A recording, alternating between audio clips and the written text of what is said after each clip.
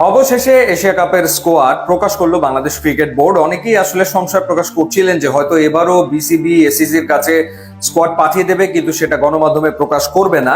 কিন্তু না, প্রকাশ করেছে বিসিবি। ইন্ডিয়া এবং পাকিস্তানের পর বাংলাদেশ এশিয়া কাপের স্কোয়াড দিয়েছে এবং একই সাথে নেদারল্যান্ডসের বিপক্ষে বাংলাদেশ যে টি-20 সিরিজ খেলবে সেই সিরিজের স্কোয়াডও ঘোষণা করা হয়েছে। অর্থাৎ একই স্কোয়াড, এশিয়া কাপ এবং নেদারল্যান্ডসের বিপক্ষে একই স্কোয়াড খেলবে।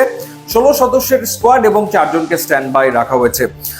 সিগনিফিকেন্ট ঘটনা যেটা, সেটা হচ্ছে নুরুল হাসান সোহান অবশেষে পরিশ্রমের ফল পেয়েছেন এবং তাকে ডেকে নেওয়া হয়েছে এশিয়া কাপ এবং নেদারল্যান্ডসের বিপক্ষে সিরিজের স্কোয়াডে। নুরুল হাসান সোহান ধারাবাহিকভাবে ভালো খেলছিলেন। তিনি লাস্ট গ্লোবাল সুপার লিগে রংপুর রাইডার্স এর হয়ে খেলেছেন। ঠিক এই মুহূর্তে তিনি অস্ট্রেলিয়াতে রয়েছেন, যেখানে টপ এন্ড টি-20 খেলছে বাংলাদেশ এ টিম, এবং সেই নুরুল হাসান সোহানকে এবারে স্কোয়াডে রাখা হয়েছে এবং একই সাথে সাইফ হাসানকেও রাখা হয়েছে স্কোয়াডে। সাইফ হাসানও গ্লোবাল সুপার লিগে রংপুর রাইডার্স এরও একটা ভালো ইনিংস খেলেছিলেন এবং তিনি নেপালের বিপক্ষেও সবশেষ যে ইনিংসটা খেললেন সেটা একটা ভালো ইনিংস ছিল টপ এন্ড টি-20-তে। সো সাইফ হাসানকেও টপ অর্ডারের ব্যাকআপ বিবেচনাতে আমার মনে হয় রাখা হয়েছে। এই জায়গাটাতে বেশ কয়েকটা নাম নিয়ে আলোচনা ছিল, যেমন নাজমুল শান্তর কথা অনেকে বলছিল, কিংবা ব্যাকআপ ওপেনার হিসেবে সৌম্য সরকারের কথা বললেও সৌম্য সরকারকে আসলে 16 সদস্যের স্কোয়াডে রাখা হয়নি, তাকে স্ট্যান্ড বাই হিসেবে রাখা হয়েছে। 4 জন ফাস্ট বোলারকে রাখা হয়েছে এবং অলরাউন্ডার, পেস বোলিং অলরাউন্ডার হিসেবে সাইফুদ্দিন রয়েছে। আমার কাছে মনে হয়েছে যে এই স্কোয়াডের ডেপথ আছে, যেমন 4 জন জেনুইন ফাস্ট বোলার পাশাপাশি মোহাম্মদ সাইফুদ্দিন তিনি রয়েছেন পেস বোলিং অলরাউন্ডার হিসেবে। এছাড়া Nasum Ahmed left arm spinner হিসেবে রয়েছেন, রিশাদ হোসেন রয়েছেন লেগ স্পিনার হিসেবে, শেখ মাহাদির রয়েছেন অফ ব্রেক বোলার হিসেবে। অর্থাৎ ভেরিয়েশন এই জায়গাটাতে রয়েছে এবং নাম্বার অফ অলরাউন্ডার সংখ্যাটাও আসলে বেশি। আর সবশেষ বাংলাদেশ যে স্কোয়াড নিয়ে খেলেছে সেই স্কোয়াড থেকে বাদ পড়েছেন মেহেদী হাসান মিরাজ। তাকে বিবেচনা করা হয়নি, তাকে স্ট্যান্ড বাই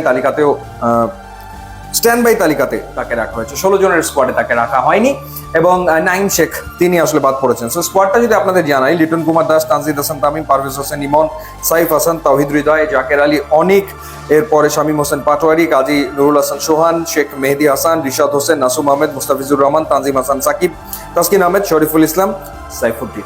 এই হচ্ছে বাংলাদেশের 16 জনের স্কোয়াড এবং স্ট্যান্ড বাই হিসেবে রয়েছেন সৌম্য সরকার, মেহেদী হাসান মিরাজ, তানভীর ইসলাম এবং হাসান মাহমুদ। সো এই স্কোয়াড নিয়ে বাংলাদেশ নেদারল্যান্ডসের বিপক্ষে ঘরের মাটিতে 3 ম্যাচের একটা টি-20 সিরিজ খেলবে। এরপর চলে যাবে সংযুক্ত আরব আমিরাতে, সেখানে এশিয়া কাপে বাংলাদেশ পার্টিসিপেট করবে। সো এবারে এশিয়া কাপ নিয়ে কিন্তু বাংলাদেশের ক্রিকেট ফ্যানদের বেশ ভালো প্রত্যাশা রয়েছে, এক্সপেকটেশন অনেক হাই যে বাংলাদেশ এবার ভালো কিছু করে দেখাবে।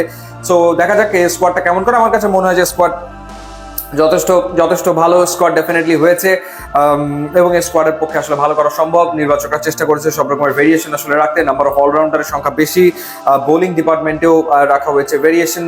এছাড়া প্রত্যেকটা পজিশনেই ব্যাকআপ চিন্তা করে স্কোয়াডটা করা হয়েছে প্রত্যেকটা জায়গাতে। জাকের আলী অনেকের পাশাপাশি নুরুল হাসান সোহান রয়েছেন। সো আবার টপ অর্ডারে সাইফ হাসানকে ব্যাকআপ হিসেবে চিন্তা করা হচ্ছে। ইনফ্যাক্ট সাইফ হাসান, তাওহিদ হৃদয় কোনো কারণে যদি ক্লিক না করেন, ভালো না খেলেন, সেখানে সাইফ হাসানের পক্ষেও আসলে খেলা সম্ভব।